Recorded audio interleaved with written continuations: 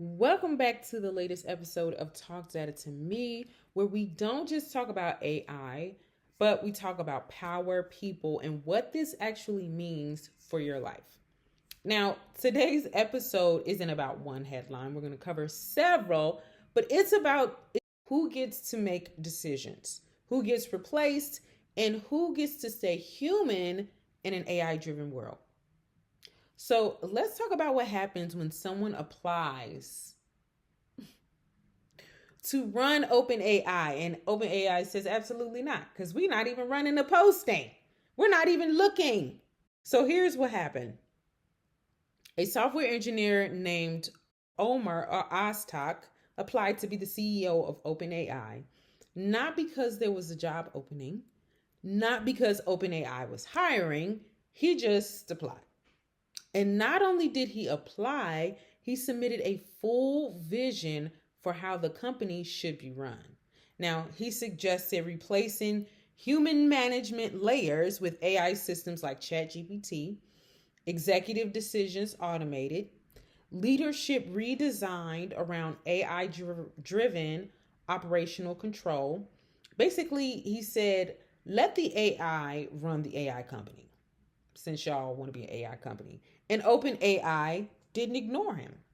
In fact, they sent a formal rejection letter. They acknowledged his initiative, but they were very clear about the problem: legal responsibilities, accountability, governance, and risk.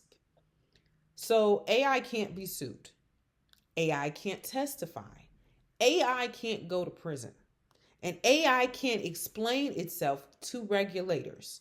AI can advise power, but it cannot be power because it exposed the real limit of AI, not compatibility, but trust. So it's very safe to say that he did not get the job. Very, very safe to say. So Vince Gilligan says, I hate AI. Okay, so now let's go into the creative worlds, because it's always so funny looking at and listening to the opinions. On the one hand, I love when creatives are vocal and they use their platform for influence, period. I don't care if they're in complete disagreement with what I'm engaged in, which is AI, and or they're in disagreement with something else. I just love the fact that you are not just in your position of influence for what it is that you do creatively speaking. You don't necessarily have an obligation per se, but if it's a cause that you align with and that is on your heart and that is dear to you, it's a possibility that it could be dear to other people, and you could just have an impact. Pivoting to the creative world, the creator of Breaking Bad, Vince Gilligan, is working on a new project called Pluribus. And before the show even premiered, he made a point to say, this show was made by humans. Now, that wasn't marketing, and that wasn't a line in the sand. This is him clearly outlining, with AI. He called AI the most expensive, energy intensive plagiarism machine in history, and said this whole race feels like centibillionaires trying to become trillionaires. So here's where I want to be fair, right? AI doesn't feel pain. It doesn't live life. It doesn't struggle. The issue isn't AI, it's ownership. And AI doesn't kill creativity. Capital without ethics does. I am of the thought that if you can do certain things naturally, do said things naturally. I am also of the thought that if you cannot do certain things naturally, then use AI. Utilize AI. We are going into the intelligence age. And here's the catch-22 of all of this. It doesn't matter how vocal one person is at this point. I will say it doesn't matter. It doesn't matter how vocal someone is in their disdain or their dislike for or toward AI. AI is happening. It is backed by the Department of the defense, which has backed many of software and programs that the casual end user uses without even realizing how the government has backed it and supported it. All of that to say, the government backs and supports AI. So it's here to stay. And at the end of the day, no, I don't think that you should use AI to replace. Like I've always said, and I've said in other videos, that if you can do something naturally, utilize your natural gifts until you're not capable of using them anymore. But if you cannot do certain things naturally and AI can help you do those things, use AI to your advantage. But I agree. And even if and I mean, this has been a topic of debate too. There have been some people who can do certain things naturally and still choose to use AI. I don't think that, large majority of people are rejecting AI. But I mean, again, you have the same people who have backed programs that we use on a day-to-day basis. And initially, they knew people wouldn't hand over their personal information. So how do we get the American public to hand over their personal information? Hello, social media and social platforms that we use. So where there's a will, there's a way. So intelligence age is happening, people. Whether we want to agree with it, whether we want to see it as a reality or no, it is happening. So let's zoom out globally. Switching a tad bit, Nvidia just announced a $1.5 billion AI research and development campus in Israel. Now, this is in direct competition with what's taking place here in Chicago with the quantum computing campus.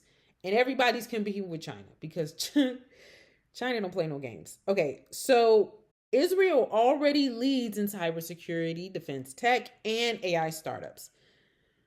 And this is not a random move. Nvidia called it a second home. That's not language, that's strategy, basically. And AI infrastructure doesn't just follow people, it follows power. Where's the money? Where the money flows, that's where the energy goes. Where energy flows, that's where money goes. Same difference. Salesforce was accused of firing 4,000 workers and replacing them with AI. Now, Salesforce came out and says that's not exactly true. They didn't eliminate jobs. They just redistributed roles. So support staff reduced, AI absorbed routine tasks, humans moved to higher level work.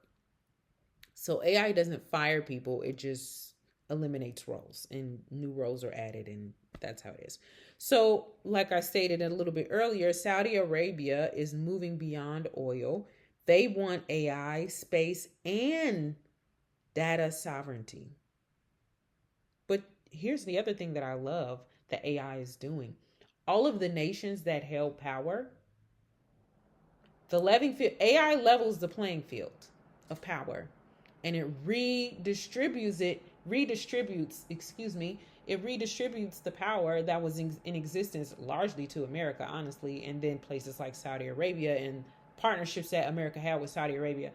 It redistributes the power that's available, which I love, because absolute power corrupts. Elon, has influence over AI, satellites, and space infrastructure. So, and that's great leverage. Now, the new space race isn't about flags. It's all about data. That's what we're building towards. So here's the Control Alt Dream, is where we pause and ask, what does this mean for you? What does it mean for me? If AI can't legally run OpenAI, if creatives are fighting to stay human, if governments are building, here it is, AI strongholds, the question isn't, will AI take your job? Control Alt Delete is opting out. Control Alt Dream is choosing evolution. And with that being said, I want you to comment evolve, because that is what will be needed for this new age, the intelligence age. It is going to happen. It is not a matter of if, it is an actual fact that it is going to happen. It is going to take place. So our involvement in this coming change is very necessary.